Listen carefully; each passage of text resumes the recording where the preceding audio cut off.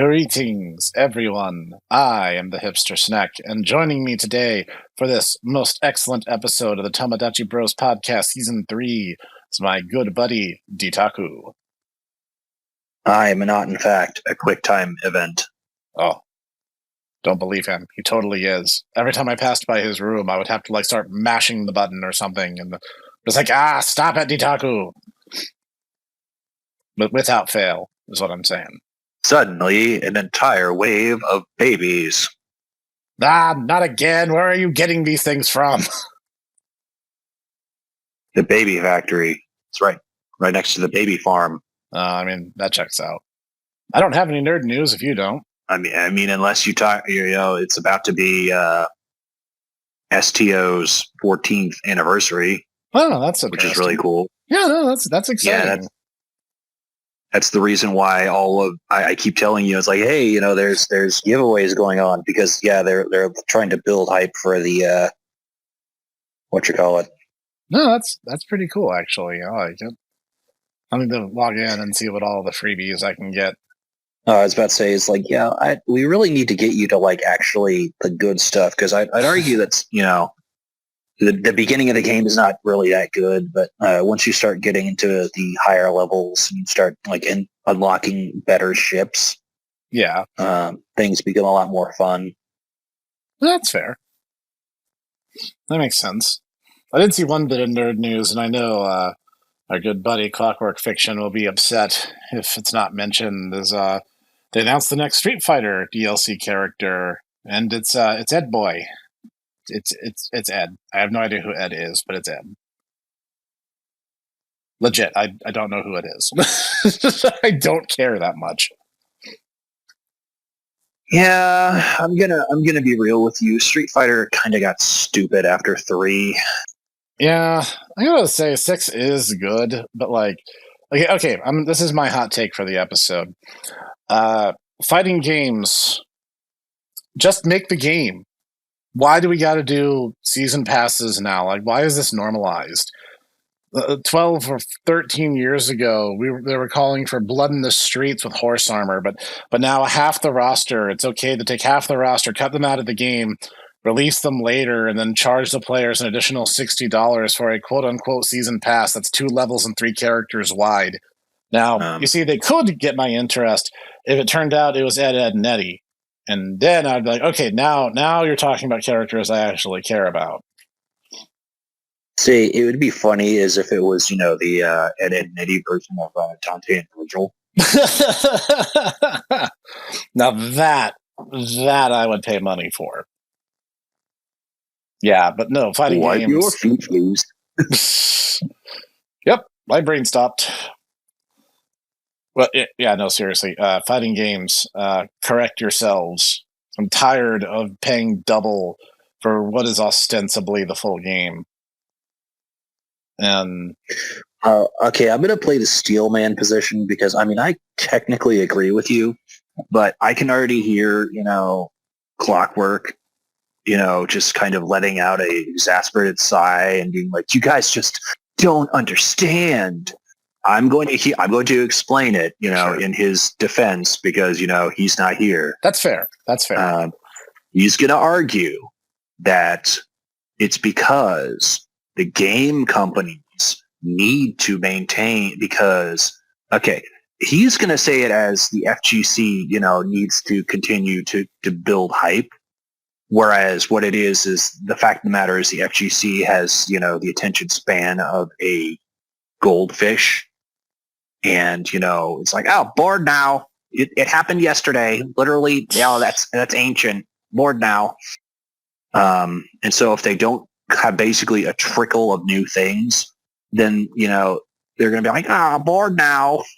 I guess the advertising portion of it does kind of make sense. And in essence, you're giving the game dev more time to make game good. But it's like... Stop allotting AAA budgets if you need more money and time. Stop budgeting your game that way. This is not a complicated process. That kind of goes into the fact that the middle market of the games has basically just completely collapsed. Yeah. We're no longer getting things like Arcanum or even the original like Baldur's Gate or like Planescape Torment or any of those, where it's like they're really, really good games, but they're not going to destroy your computer. Yeah. And they're not, they're basically, you have like on one hand, you have like, super, Jumpman versus, on the other hand, you have, Crisis. And in the middle, there's things like, yeah, and we don't get those games anymore. We only get Super Jumpman or Crisis. Yeah. So, we only get, quirky, indie pixel art game. Oh my goodness, I desperately want to be like Mother. And on the other hand, you have, CPU, destroyer, shoot, kill man. We could optimize it, but that would require effort on our part.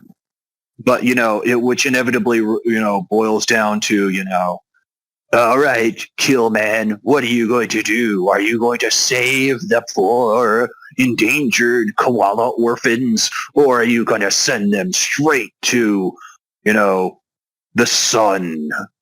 Deport them to the sun. Oh, no, those koalas are going straight into the sun, just being honest. It's like, I don't know. I mean, these koalas just were the ones who brought, the Nazi plague that turned everyone into zombie Nazis. So I don't know, but I mean, they all orphaned. So I don't know where the game is supposed to. So we're going into South Park now. Okay. I mean, kind of, yeah. I'm like, I was trying to make it, yeah, it's like, that basically is morality in AAA gaming now. It's like, what's the good option? What's the bad option? I'm confused. And inevitably there's going to be, you're just dreading that thing where, they're going to try and pull an Undertale on you and go, oh, you were bad the whole time. You were playing the game. This is all, secretly postmodernism. Ha ha ha ha ha. You were played. You thought you were playing the game, but you were the one who was being played by me. And it's like, no, you honestly are not that good of a writer. The game that did that infinitely better was Off. Because everything you're told up front is 100% true. It's just a matter of your interpretation of it changing due to context. Like, no one feels the need to lie to you about anything. The batter says, I am here to purify the world. And what does he do? He purifies the world, just like he promised. Yeah. The batter never said, I'm doing this for goodness. Or he's just like, I have a job. And I'm going to do that job. This is my job, and I am going to purify the world. End of statement. Mm-hmm. Anyway, back on track today, we're going to be a little self-indulgent. Because this has been a long time coming, because we keep talking about it, and we keep talking about it, and we keep teasing it.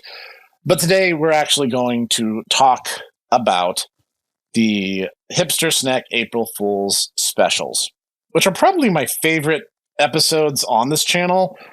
But you guys do not know the breadth and depth of what goes on behind the scenes. And this year will be the 5th episode. There's 5 episodes on the playlist, but that's because I redid the very first skit, and we'll get into that momentarily. There was no April Fool's special the first year because the channel actually opened in May. And so like the April Fools are also kind of like our anniversary specials, honestly, in a way. And I remember I was talking to the guys, like, okay, we need to do something fun for April Fools. Because here's the thing. I've talked about this before, but I feel it bears repeating.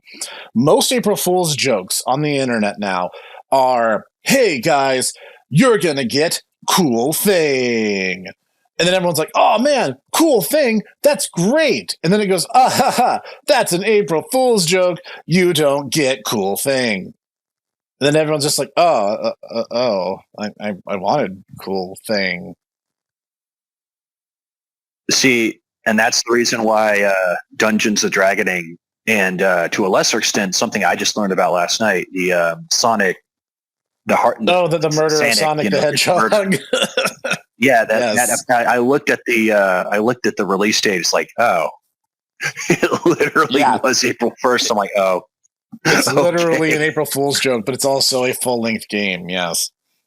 Yeah, it's a full-length point-click adventure game that apparently Sega just did as a, It's free. as a, like, we know that Sonic is a meme, but here's a meme Sonic game. So that way it becomes recursive. So keeping that in mind, I was like, you know what? We should do precisely the opposite, where instead of you don't get cool thing, you actually get much better thing than you might expect. Now, when we were getting started, I had no idea what I was going to do.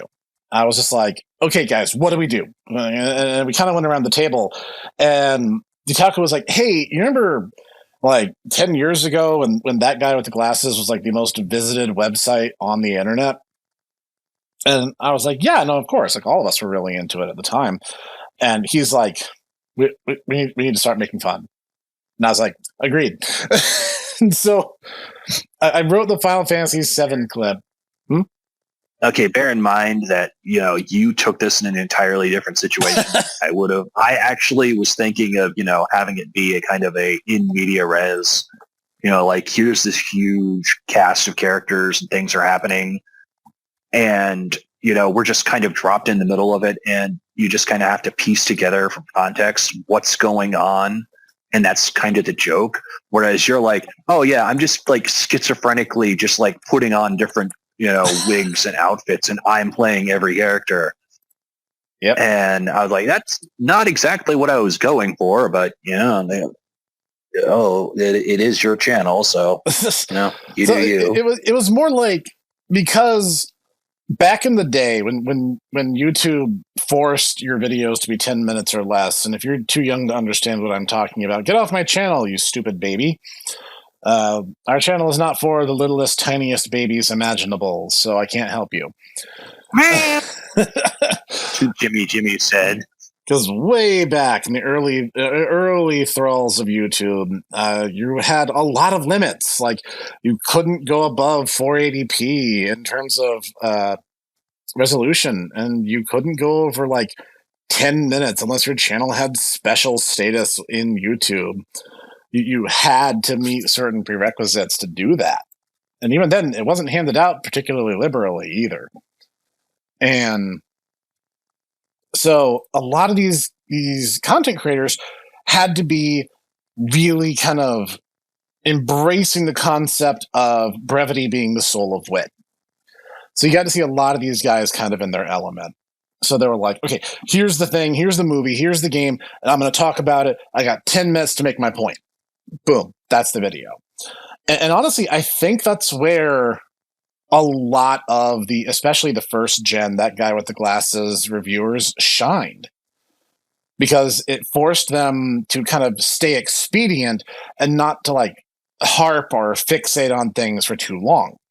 Once that restriction was lifted, it felt like the skits got longer, the weird subplots that just overarched everything were like more and more and more jumbled and muddled and confusing. And a lot of them were not doing one and done skits. They were doing multi-episodic, essentially low budget B sci-fi movies in their shows.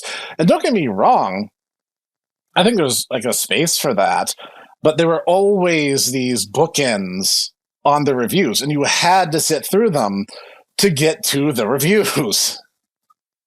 Like, and it was omnipresent. Like, everyone was doing it. It was the in thing to do. Now, mind you, I came along quite a bit later, even though I was very much in that sphere of influence at the time. So I was like, you know what? What if I just had a little bit of fun with it? What if I took that mentality where it's like, oh, I'm going to bookend this with like this completely out of context skit, and it's like, of course, what did they do? It's like it was always just them, so it was just them wearing different costumes. So I created the villainous Dr. Snekstein von Bad Doom, and it's literally supposed to be just me with a top hat, a cane, and a fake mustache, as a bad guy doing a bad guy voice, and Sneko is just supposed to be me with a wig on, and just like doing this really terrible falsetto. It's like, God help me! It was supposed to be bad on Which, purpose. That was the joke. about to say, if you're not familiar, that is actually, who does Sneko's voice. Yeah, I have voiced Sneko in every appearance she's made. And Cog has humored my nonsense by ever so slightly pitch shifting me, so it sounds like a little bit like maybe passably a little bit feminine. Whereas overall, the dumb joke is I was being every character and I was doing the sketch thing. Like, oh, you had the sketch where the hero confronts the bad guy, and I even pointed out a lot of the things you would see a lot. Like, oh, quick, use your NES zapper gun. It's like, I've never actually owned one of those. I can't do that. And I was actually going to make it a little bit longer at first, just because I was like, there's a bit where she's like, oh, what about the super scope? And I actually did have one of those ridiculous things, and one game that it was compatible for. I found it as a yard sale. I didn't know it existed at the time. One of my neighbors had a yard sale, and they had a super scope and Yoshi's Safari, was it? And yeah, it was like this weird plastic toy bazooka thing, and I was just like, why does every reviewer have to have like an NES zapper gun and swirly Photoshop effects in order to like just shoot all the quote unquote bad guys, which are just them in various costumes? Yeah, I wish I could tell you. I don't know. That was such the in thing to do, and a lot of these review shows, it got really out of hand. And I'm not going to name names, but like it was really the thing to do. If you're around our age and you were in the nerd sphere at all that time, you know exactly what I'm talking about. Yeah, you know who it was, because it was everywhere. That, yeah. It was everyone was basically doing it, and like some of them, like again, like you had to watch the skits or else nothing else made sense. And the skits were like almost always the least interesting part. So then for like the body of the review, for the body of the review, I think it was you, Dutaku, who was like, oh, it would be really funny if you could start getting all the names wrong and you like misinterpreted Sephiroth as being a girl. And it's like the whole thing was really just this convoluted love triangle. Yes, I will admit the Sephiroth thing was, and Cloud like going off and fighting his jilted lover was basically all just me. And because it's really funny if you think about it, because 7 gets really weird, especially with Nomura not understanding the plot of his own game. And that's because Nomura was an art guy, but he still tried to like keep influencing it. It's like every one of these stupid sequel projects he tries to do, where he has more writing control, he keeps trying to push all of this stuff that is so absolutely non-canon. It's like, oh, ain't Sephiroth the one supposed to be the dark part of Cloud's heart? It's like, no. Absolutely no, it isn't. It has nothing to do with that whatsoever. Yeah, it's really funny to watch, Cloud lets Mosey be like, I am the darkness of the darkity dark. Because it's the only thing Nomura knows how to write. So we're like, okay, we need to go like the exact opposite direction. So we got all the names wrong. So like Cloud was Jean-Claude Van Damme. And we just called Aerith Earth the entire time because that Aerith name change thing was so stupid and on the nose. Like, I think naming it Aerith actually made more sense because you had a level of obfuscation. Changing it to the TH ending literally just makes her name Earth. Guys, it's dumb. It's super dumb, and Kingdom Hearts was never good. So that's my second hot take for the day. Heart take, derp. I was about to say that we've already had a Terra, named Final Fantasy heroine anyway. So yeah, and like right the game before, no less. And so then like all the names I got wrong, and then like it's a love triangle. It's really convoluted. And the thing, I actually think that everyone forgot about it because there is a skit at the very end as well, and probably no one even knows what it's a reference to. Like the reason the front end is so loaded with dumb tokusatsu references is specifically to set up the ending bumper. I forget what the exact name was, but Dr. Bad Doom, every time he addresses me by name, he adds more and more and more Toku references to my name. And, like, he would do, like, Kamen Rider references. Hang Pretty on, Soldier Ultra.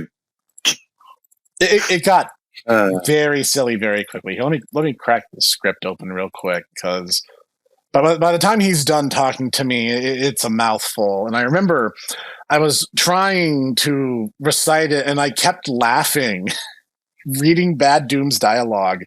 And Ditaku just comes over, and he's just like, are you having fun, bro? I was like, yes, I am. So the full one is Pretty Soldier, Common Snecker, SSSS, Bio Boosted, Metal Hero, Hyper Zector, RX, Neo Fangire, Taro, Seven Kiter, Supreme with Mozzarella. That is a lot of references. And if you get all those references, I salute you, because you must be a huge nerd. Yeah, it's one of our people. Yep. And at the very end, after the Where Are They Now segment, there's supposed to be this little Snek, and it's just me with like a baseball cap on. He's like, Grandpa, Neo Fanga. Okay, let me tell you about Kamen Rider Kiva, and how a series that started off with a really great concept can literally screw everything up. Kamen Rider Kiva had this really cool kind of like faux gothic motif going to it, which I actually think would have served the series way better. And then they were like, oh wait, Kamen Rider Den-O was like the biggest success we've had since like Agito, so we're just going to make it like a pseudo sequel to Den-O and just make it super silly and goofy. And so it just, the whole thing is, oh well, you see the main character Wataru in the modern year, which at the time was, I want to say, like 2008, and his dad in 1987. And it flips back and forth between them. And honestly, the dad was way more interesting than Wataru was. So then at the very end, when like all the storylines are resolved, like Wataru is supposed to be at his wedding, and this kid runs in, he's like, Grandpa, it's the Neo Fangire army. And they all transform. And I'm just like, oh, this is such a dumb, bad ending. And Ditaku's like, we have to do it. We have to have future grandson Snek run in and alert you to the Neo Fangires.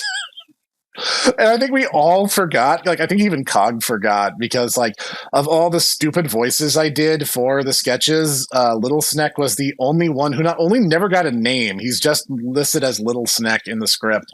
And Cog never did any vocal distortion on him. He was just Little Snek. It was just me being a little more nasally than usual. And there was going to be this whole thing. There was going to be this time travel element that we were going to try to add in later, where like Little Snek was supposed to be my grandson, but then like the joke was it was really ambiguous who the grandmother was supposed to be. And then I even speculated at one point that like it was a mistake, and he wasn't even my grandkid at all. He was Sneckworth's grandkid, who simply got the wires crossed in the explanation. And then we just never brought it up again. So he just disappeared after that. Yes, the Neo Fangires finally got him. Yeah, he lost the war to the Neo Fangires. Kind of esoteric. A little bit. And it was a little bit contextual, and it was very much like a joke for Toku fans, like that entire build-up where my name got progressively longer, and Starfish Stalin, Snek Kaiji, and being a reference to Kamen Rider X. It's like, if people are on YouTube watching my channel right now, they are probably not old enough to have been watching TV during the heyday of Kamen Rider X. Then I redid I did the initial skit. And the thing is, I didn't know how to do transparent layers. It actually was something that I had to learn how to do. So there's this big, ugly white boxes around our characters during the sketch in the original video. And I finally figured out, like a year later, I figured out how to clean it up and actually make it look good.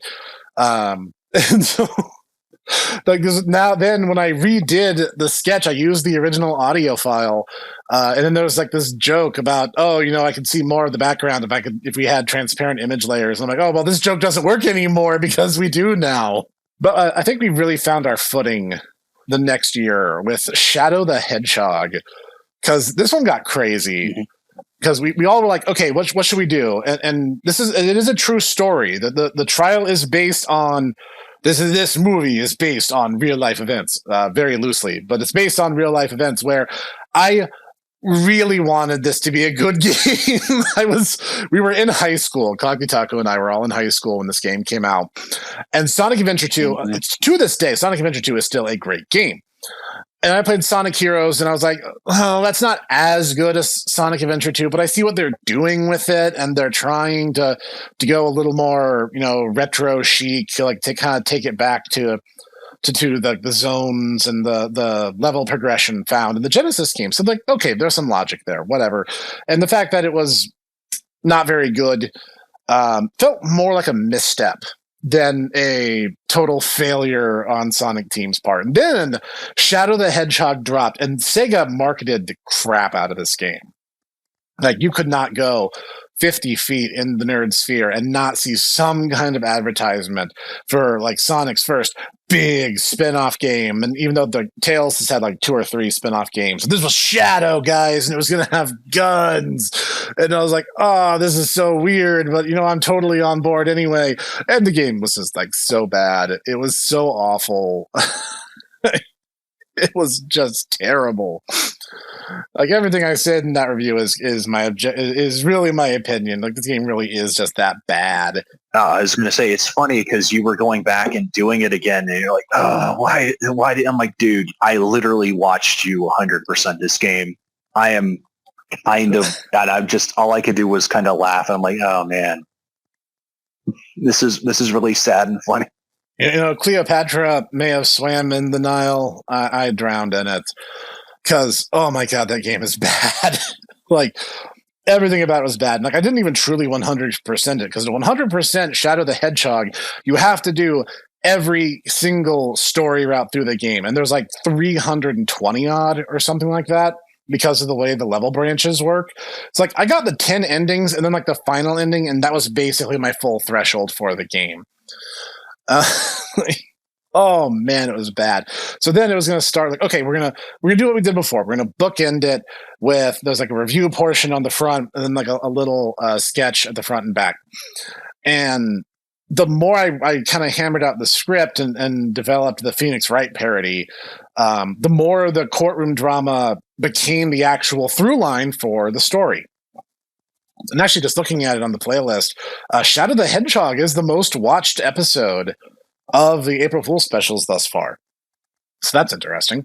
Honestly, I think is not the best one we did, but yeah. I think it was really good, and I learned how to do background layers, so I actually have it where Sneckworth and the judge are actually behind the stands, so it actually kind of has sense of depth. That actually took me longer to figure out than you might expect, but I was really happy with how it came out. And so then when we were developing it, I was like, okay, because Shadow has like all these endings, so we should do something similar. And so, okay, we're going to have a hero ending, we're going to have a dark ending, we're going to have a neutral ending, and then we're going to have a final ending. And this took us so long that it was almost like deadline time by the time we were finishing up the script. And so I was like, okay, we got to let the neutral ending go. I'm going to cut the neutral ending out. We're just going to do hero dark final, and that'll be it, rule of 3. But we did have a script for it. It was a darn shame, honestly, because I actually really like the neutral ending, not only for the fact that, it basically, you had this long-winded monologue about, maybe video games, maybe nostalgia in video games isn't what it was cracked up to be. Maybe ultimately we just need to, be happy that things happened, but not, romanticize them. Yeah, part of that was reused in the true ending, where I'm a little more even-keeled in the true ending. A lot of that was cribbed from our neutral ending monologue. Yeah, and then you were supposed to turn 90 degrees, and you'd see, there's kind of the climax of Planet of the Apes, the Charlton Heston one, not whatever the heck is going on now, where, you know, he sees the Statue of Liberty, and it was supposed to be like a giant fat Pikachu statue, and you're like, no, not even Pokemon. No, you blew it all up. It was the original, like, red, blue, yellow fat Pikachu sprite, and we were going to put like the Statue of Liberty crown and torch on it, and I don't know, maybe I'll do a mock-up for it at some point, just kind of show what I had in mind for it. And I never actually made the art asset because it was so late in production by then. So then I was like, okay, we're cutting the neutral ending, and little bits and pieces of the neutral ending kind of got sprinkled throughout the other endings.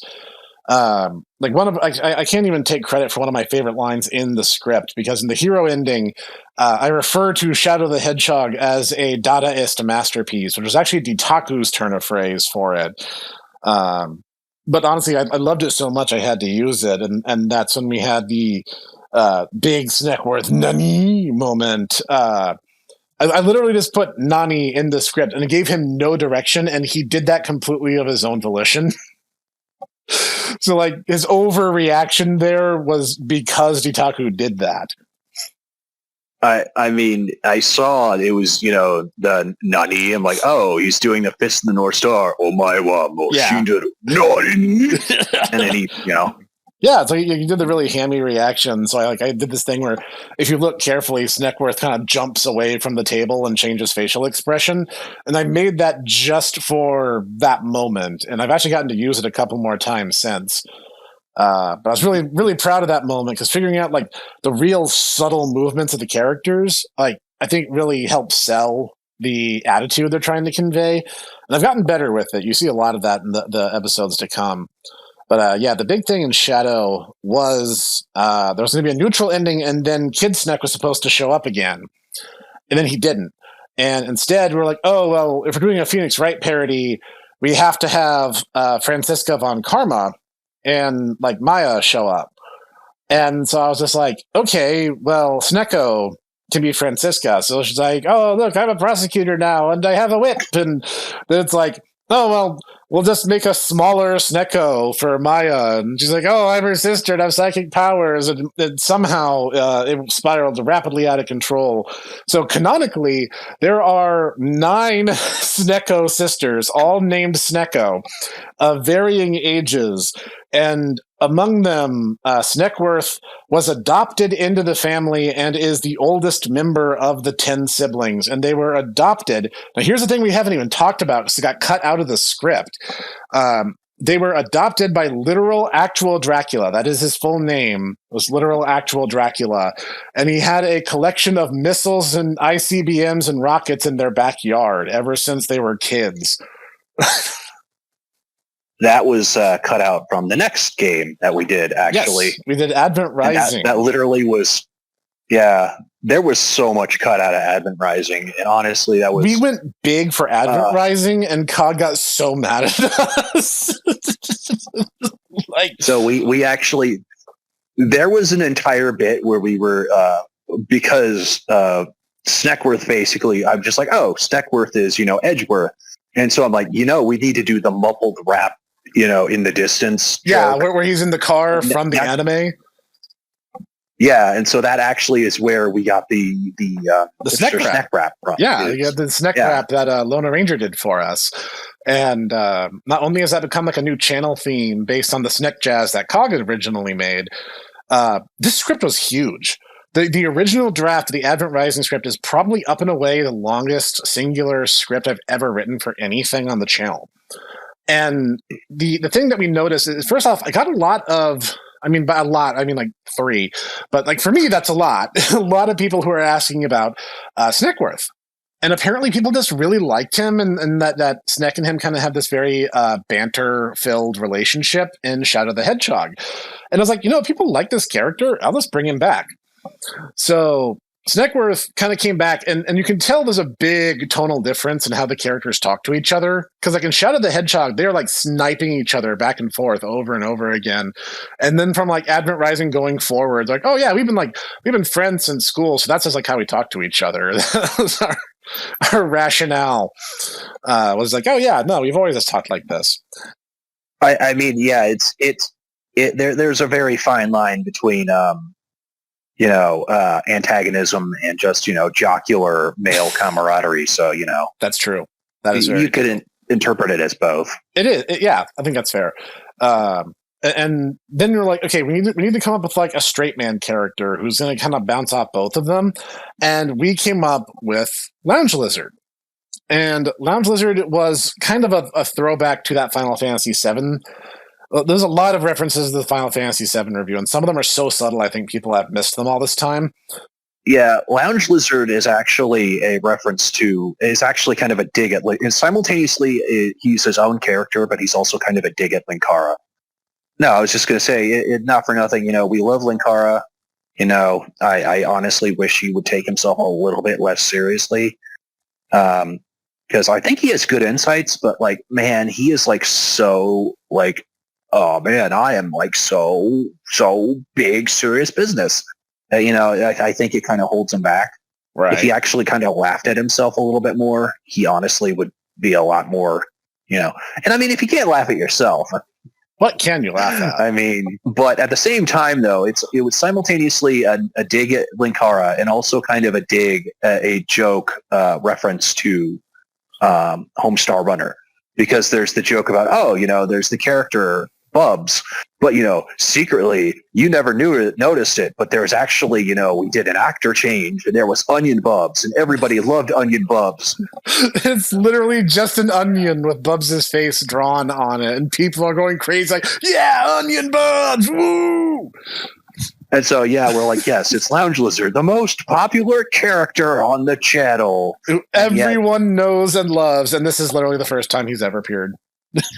And yet everyone seemed to love Lounge Lizard. Even his voice actor yes, is like, yes, I love this character. And it's really funny because in later things, as I recall, you gave him like very basic lines. Yes, in the Godzilla episode, he roasted me in the Godzilla episode. Because in the script, he literally just says, in the original script, it's just, hey guys, I told you I'd be back. And that's literally all I gave him. But he went on for several more sentences, just being like, can you believe it? Snek only gave me one line. Who does that? I'm like the most important character on this channel. I'm just like, oh, he just shame. Roasted me. Shame.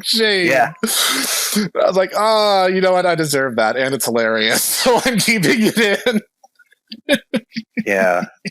So like, in Advent Rising, so he shows up, and I literally found like a transparent background picture of a chameleon standing on its back legs, and I was like, I can work with this. I gave it like a fedora and sunglasses and a tie, and I'm just like, yeah, that's Lounge Lizard, because Linkara had like all these different characters, which again are just him in different costumes, kind of like the Final Fantasy VII review. But he has like this lounge singer inspired by Frank Sinatra, and we were just like, that's so random. Like, what benefit does having this character like give to his sketch comedy? So we just rolled with it. And originally, the idea was that Lounge Lizard would scat talk. He would just like kind of scat sing before he did any of his dialogue. But we gave the script to Lounge Lizard, and he just kind of did his own thing and just did random sounds with his mouth. And we actually liked it so much. We're like, we like this better. Just keep doing that. Yeah. And so that is why Lounge Lizard talks that way in Advent Rising. There is an actual reason for it, as weird and as multi-layered as it ended up being. It's supposed to be scat singing, but the voice actor just kind of took it his own way, and we're like, this is all right. This is good. Yep. And he owned it. Like he did such a great job with that. And so then we're like, okay, we need a bad guy. So like, what are we going to do? So we came up with Snekina Snekovich. I forget who came up with the name, but I kind of started cobbling some pieces together. I took the Snek sprite, I chopped the hair off. It literally was just me coming up with because we basically, you determined that like pretty much every Snek has like Snek in their name. Somewhere in their name, yeah. So I'm like, okay, so she's clearly, she's like a femme fatale, because we've had like the mustache twirling villain. Yep. So we need, the sultry femme fatale. And so you're like, oh yes, it should clearly be based off Carmen San Diego. I'm like, I was expecting that, but okay, we will go with Carmen San Diego. So I took like the Snek sprite. I removed the glasses and hair, and like this is the most artistic work I've actually managed to do because I've actually had my artist Setsuri do the art assets up to this point, but I can modify a little bit, my mad MS Paint skills. So I put a wig on her, a hat, some sunglasses, and like a beauty mark and a scarf. And I'm like, there. That's they don't know is that you've actually done quite a bit of art editing because Yeah. I mean you used to do way back in olden times, with cuneiform and clay tablets, you'd make sprite comics. Yep. Pretty good ones, I'd argue. We got pretty good at like, okay, how can we manipulate the pixels to make it look like what we want to make it look like? So a bit of that artistic prowess has transferred over into what we're doing now. Never did figure out layers though. Not in MS Paint. We got better about that in terms of using my editing software, Camtasia, but like MS Paint, a little bit of a different beast. Oh well, I mean, I was talking more personally about myself. Like I never did figure out layers, but I'm sure if I sat down and actually like worked with it again, yeah, or just like GIMP or whatever. Oh yeah. No, I've been working on Fire Alpaca myself, trying to make something happen. That said, I think of all of them, Advent Rising is probably my favorite one, and I made it very bantery. Like the characters are supposed to be bouncing off each other like near constantly, and like, oh what do you do when you want to outdo yourself? Well, you go to space, obviously, because everything that goes big needs to go to space. So we're like, yes, what if we had like the orbital cannon weapon from Mega Man X4, and like, okay, great, but like we have to make it worse. That actually is a joke. That actually is a reference to way back in the olden days. Again. You actually wrote a entire joke riff on Mega Man X, and yeah, the entire thing with X4's super cannon from space, which you're like, oh, it's not just a cannon from space; it fires Crystal Pepsi. That's awful. Yes, yes, because Crystal Pepsi was one of the worst drinks I've ever tried. Yeah, and let me tell you, it was basically entirely me when I was like, yes, and then Hound Lizard sacrifices himself by drinking all the Crystal Pepsi, which is literally lifted from Snek's old X4 thing where General is like, I'm sorry for, destroying the world. I'm going to drink all the Crystal Pepsi. No, General, you can't. No, we need to allow him to do this. He's done enough. He's done enough. Yep. So, yep. Yeah. that is true facts. And the basic through line for that really was just a matter of like, okay, how can we go bigger? It's like we got to have the Snek wrap. Okay, so we have this very, very tiny image of Snek and Lounge Lizard in a car, and I was like, I had to find like the neatest looking car possible, and we went through like so many different makes and models, but then it ended up being such a tiny art asset that no one can tell what kind of car it's supposed to be. I actually forget. I think it was a Corvette or something. It was supposed to be really nice. Apparently, Sneckworth has a car. Yeah, Sneckworth has a car despite not having arms or legs. Oh, are we going to go into the because I want to say there's a joke in Advent Rising where not Advent Rising actually, that comes up in Godzilla, and we'll get to that in just a second because like the thing in Advent Rising is there's a big modification to the script as soon as the three heroes are on the spaceship. The prison section didn't change all that much from draft to final form, but the space station introduction scene did, because there was supposed to be the first appearance of the character named Sue. Sue is the character that simultaneously never was and never will, but at the same time, she's going to appear. And you're not going to know. It's kind of yes, kind of no. More on that in a second. And the whole thing is like there is a reference to her now in Advent Rising that makes no sense, because the whole thing was when Endwalker for Final Fantasy XIV was announced, I was like, dude, Sage looks so cool. And of course, Clockwork and Ditaku are over here going, oh boy, Reaper, now I can get my edge on. And I'm like, good for you. Sage looks so freaking cool. In the first draft of the script, Snek actually threatened Snekina at first, and actually supposed to have like the weird funnel stave things that Sage used come out. And I even figured out how I would animate it, and then we ultimately scrapped the joke. And it was like, oh, you have these like funnel stave things, and Sneckworth was going to go on this like whole discussion about what funnels were in MS Gundam, and Snekina was going to be like, wow, you were like the biggest nerd I've ever seen in my life, Sneckworth. And it was just going to like deflate him so hard that they just kind of lose the motivation to fight. Yeah, it was literally her being like, ha, nerd. Oh. And the funny thing is that literally it was him, Snek, like he turned to me and he's like, okay, so what's going on with these? What's going on with funnels? What's up with that? So I'm like, well, let me tell you, because I actually am a really big fan of UC Gundam, so I know all this stuff. Sneckworth like having a long diatribe about, like Psychomu weapons is totally on brand. It is. So he was supposed to like wig out and go full nerd, and Snekina was going to make fun of him.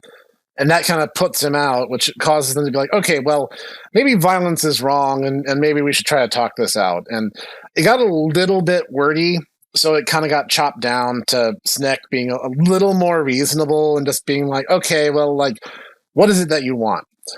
And then you were like, wait a minute, because like way back in the Final Fantasy VII review, you made a dumb joke that the movie sequel spinoff of Seven was Advent Rising.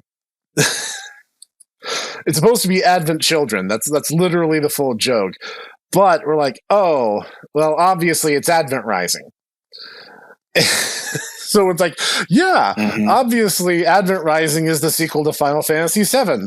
So the entire time we're like, okay, Snekina is under the impression that it's a movie and that it is somehow related to Final Fantasy VII. And like, that's just what we're going to roll with here.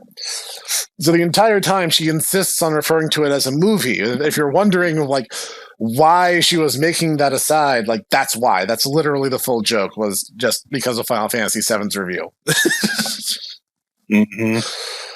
And a lot of the banter got cut down because Cog looked at the script and he was like, dude, I'm not editing the script. That is I am going to come over and I'm going to come over to your apartment. I'm going to hit you with a Pringles can. You are going to cut this down because, like, this is the length of like a standard TV show script that you have handed me here. And I'm like, okay, well, let me see what I can do. And I chopped it down quite a bit. It would have run probably 35, 40 minutes had it been the original script we first came up with. And Kaga's like, we're not doing that. You guys are not allowed to make me do that. And I'm like, audio editor has spoken. Let's dial it back a bit. And then I realized like I actually kind of bit off more than I can chew, because there's a bit where they get on the rocket and they fly up to the space station, and then they get on the space station. Well, I found a good background for the space station set and like nothing in between. So I'm like, crap, I have really messed this one up. I got to figure out a quick workaround. So I used one of the NASA space launches from, I think, Miami to show the rocket pad. And that's like, oh, like, why does your dad have like rockets and missiles in his backyard? It's like, I don't ask questions and you shouldn't either. Even though, yeah, there was supposed to be a joke about, how his dad is literal actual Dracula. And he's like, you better bring my Scud missile back, boy. And we had to cut that bit too, because like it really wasn't like that important or that funny. So we're just like, we just kind of left it a bit more ambiguous. So it's just kind of one of those strange things that Sneckworth's dad has done. I was also like, crap, what do I do for the rocket? So I literally used the rocket ship from Mega Man X5, and it shows up on screen for like all of 3 seconds before going black. And I was like, screw it, we'll just cut to black, and that's how I'm gonna do the transition, because I don't know what else to do. So Advent Rising was a little bit of a humbling experience, because we're like, okay, there has to be a ceiling on things. We can't just go crazy with it. That there has to be some kind of moderation involved. And so that kind of gave us the stage for the Godzilla Destroy All Monsters Melee Trilogy video. And we're like, okay, how can we do this? Like, okay, we're going to have Bad Doom come back, because there's continuity now. Bad Doom is canon, because he showed up in the first review. It's like, well, we should do the setup like it's a Godzilla film. So that's why he starts prattling us like, oh, I got the potion from aliens, or from Area 51, or from a meteorite. And he just starts like prattling off all of these things that would cause a kaiju film. There was supposed to be a cut bit, literally, where a bunch of, because ultimately, and this is kind of a thing that kind of got scrapped with the novelization, was there was supposed to be a bunch of scientists who literally saw, Bad Doom, and they're like, hey, I wonder what would happen if we poured this, potion on this Snek. And so, Bad Doom is just kind of grousing to himself, and they just dropped this oh, mad scientist potion on him. And that's what is supposed to cause him to grow. But yeah, that didn't ever materialize either. No, we just kind of kept it simple and rolled with it. And yeah, that one we wanted to stay as on brand as possible. And the thing is, the script changed a lot, because in the original draft, there was supposed to be a scene of Sneckworth apprehending Snekina.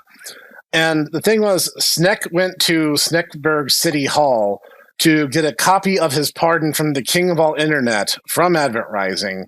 And he was going to get another copy printed.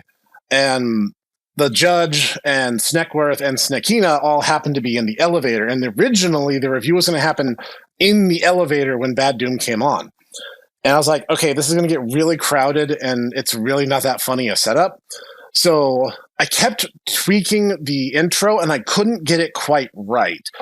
And then just out of nowhere, I was like, guys, I have an idea. Parody ad plug. And it took me like 20 minutes to write it to the way it is today. But we had so much fun making up this stupid ad plug. And by the time we were done, we're like, yes, this is perfect. The original intro is not necessary now. We're just going to jump ahead. So that's why the joke is like, oh, like, what's happening? Like, oh, well, the ad spot took too long, and we had to get the plot going, with or without you. Mm-hmm. And Snekina's voice actress was not available, actually, during that one. So I had to write her completely out. And so she is coming. She is coming back. Spoiler alert: she will be coming back. She has a small cameo in this year's April Fools.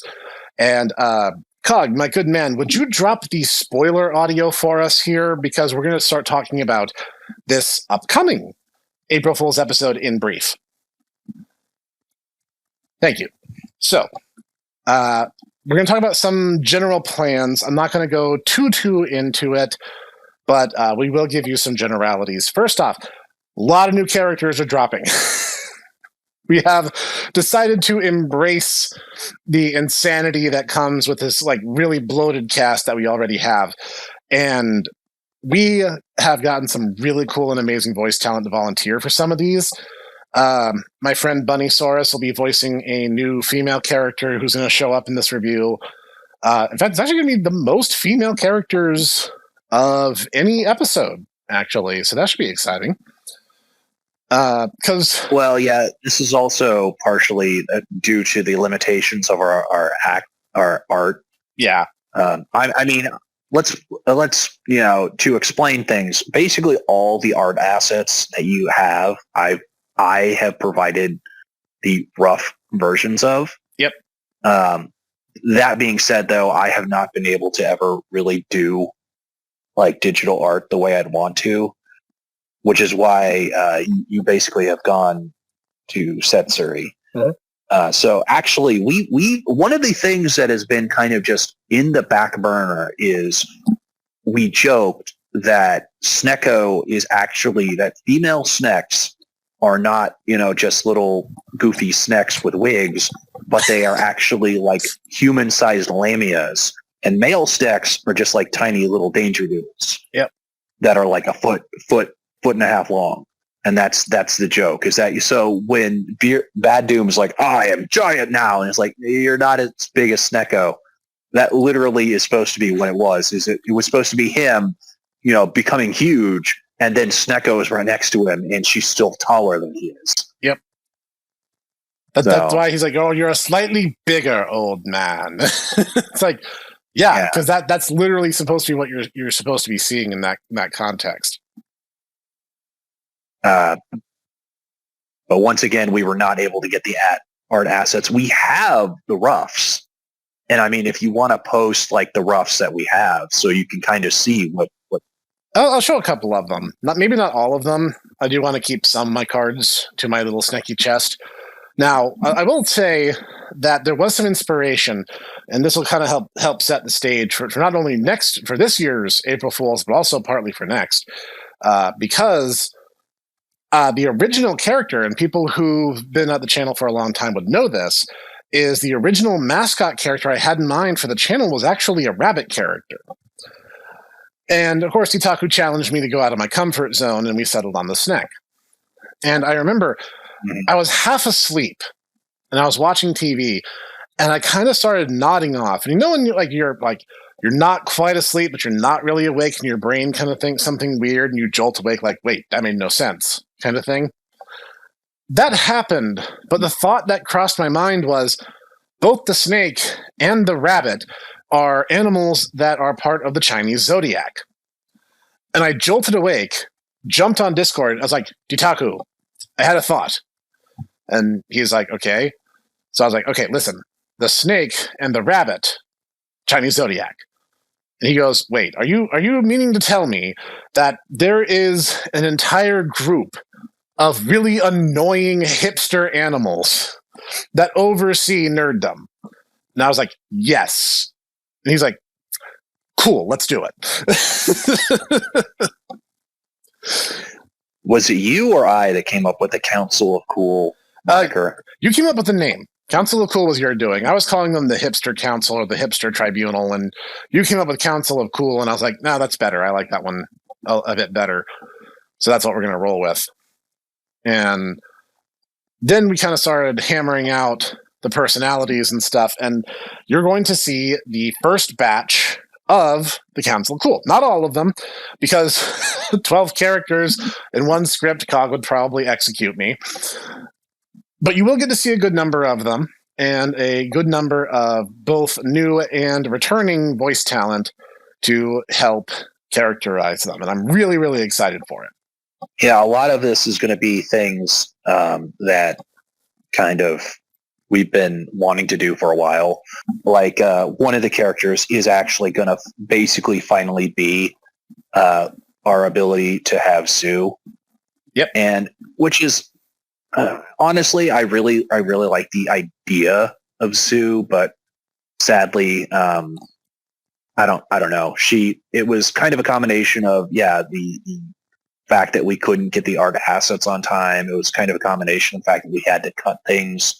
And ultimately, a lot of the ideas for the comic that we had that was going to tie into it also have been that's been changing too. Yep. Like there was supposed to be a bit in Advent Rising where Sue was supposed to show up on screen, and she wasn't even supposed to speak. It was a non-speaking role, and we couldn't get the art done. And it was just supposed to be Snek being, oh, here, hold on to these for me. And he just hands her these sage funnels as they get into the rocket. And they're like, oh, you can't fit in the rocket, Sue, your butt's too big. And then she was just supposed to kind of frown dramatically. The entire thing with Sue is that her full name is Sue Studio, and she is a Tyrannosaurus. She's supposed to be, a dinosaur woman, and her entire thing is that she was adopted by the Snek family. And so, she is the tallest in Sneckburg, and because she's the tallest, and for the weird range reason that Snecks keep putting things on the top shelf, and yet they can never actually get them back again. And so she is like incredibly wealthy because she is the top shelf getter out of, the entire city. And she's the only one who can fill that niche, so that's her day job, is getting stuff off the top shelf. That was her joke. Yeah. And she was supposed to be just really nice and just a really, really nice, really friendly, girl next door who just happens to be a Tyrannosaurus and also is, really, really, really big compared to the rest of the Snecks. Even though, honestly, I don't think she was supposed to be like that much bigger than like a normal person. And yet somehow they have cars and cars and rockets and houses and doorknobs, yes. Why? I don't know. Snecks are kind of dumb sometimes. I saw it on TV. I want that for myself. Where are they getting TVs from? I don't know. Obviously, they order them like anyone else. I mean, now how they open the box, that's a different question entirely. But a lot of these scripts have undergone like at least small revisions. Most of them have changed at least a little bit, and some went through a lot. Like I think Godzilla was the one that changed the most front to back. And even this year's underwent a good number before we finally got a settled script. Though I actually had presence of mind to get the script done early for once. Mm-hmm. Yeah, last year, this is a true story. The Godzilla episode went so down to the wire, I took a day off work to finish editing the video together. And of all things, the scene when they're in the elevator and the emergency lights come on and everything is saturated red, I didn't know how to do that until I was editing that video.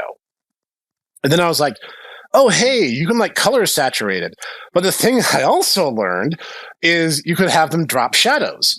And so when you see the emergency lights come on for like the 20 seconds you see them, that's not only a special effect, but they actually drop a shadow like they would under emergency lights.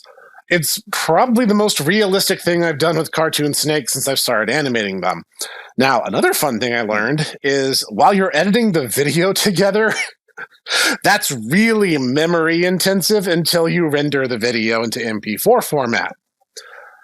The file was so big and so volatile because it was flooding my RAM cache because of all the crazy crap I was doing. By the time it was done, my project file was named, "For the love of God, save it. Do not let this get deleted, you moron." Because I kept filling my RAM and crashing my computer. I literally was editing the video for no lie about 14 hours. It was crazy, but I'm really proud of how it came out. So anyways, below is going to be the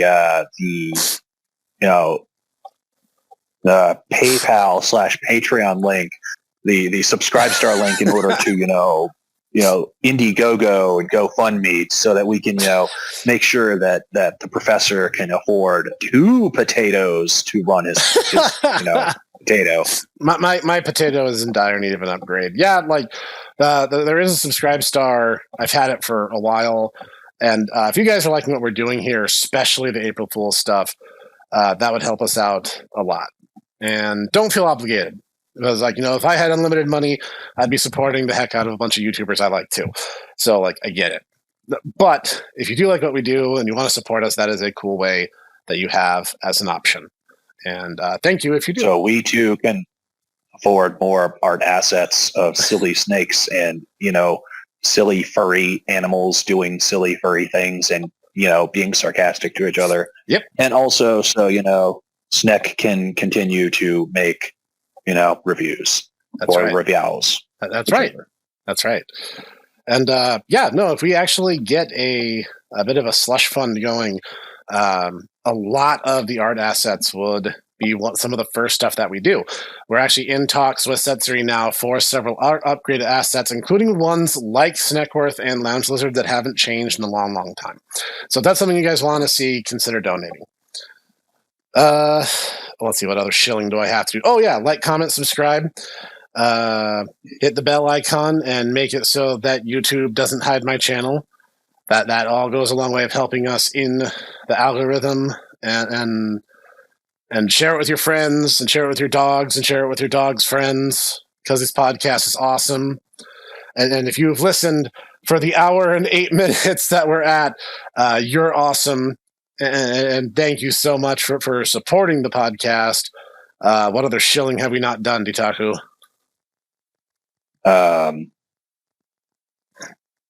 Cog can do your editing. Also, that's right. Because Cog, Loner Ranger will make you music. He's actually really good at it. He is. All those links are always in the description of every single video, every single time. We have a wide array of social media. If you guys have questions or comments or feedback, or you just want to troll us, whatever. I mean, you can go check out our Twitter /X pages. Sometimes we actually post stuff on there, and sometimes we don't. Or you could just say hi if you want to. Yeah, no pressure. Yeah, no, I mean, we're all pretty chill around here. And you can join us in the great Twitter debate about pineapple on pizza. Oh, God. Join the great Tomo Bros Civil War. That's going to be an April Fool's episode at some point. Is the great Tomo Civil War. We need to register people who want pineapple on pizza. No, you can't do it, Ditaku. You can't do it. You're going above and beyond. You're right. I need to save the world from people with bad taste like you. We've been over this already. I got pardoned for that. That doesn't count anymore. Guys, it's all right. My name is Cog. I'm actually the editor. Kill him! This is a reference to Abraham Lincoln. They tried to shoot Cog in the head. Civil War. The Civil War arc is bad and dumb. Funny enough, the video game version of it was way better than anything in the comics. Yep. Yeah, it was, especially considering that it ultimately turned out it was all aliens. So. It was all aliens the whole time, and it didn't end in a really, really dumb way. So, Marvel Ultimate Alliance 1 and 2 are really good games. Yeah. Well, I think I know what I'm going to do for next year's April Fools now. Ultimate Alliance. The Ultimate Alliance 2, or? Yeah. Oh, that would... Oh. Is that game on Steam? Do you know? I know they're on Steam. The thing is a lot of those old Microsoft games have the Windows Live update, which I think does not make them good, so you'd have to look into that. All right, we'll research it. Anyway. It might behoove us to actually get a 360 emulator and just do that. It may. All right, so I think that's all the trivia and random stuff that I had. Do you have anything in mind, Ditaku? Ditaku is the next DLC fighter for, Princess Pure Rumble. Nice. All right, so thank you for joining us. And again, all links in the description. As always, this has been the Hipster Snek and Ditaku. Rashengen. You're Rashengen. And we'll see you guys next time.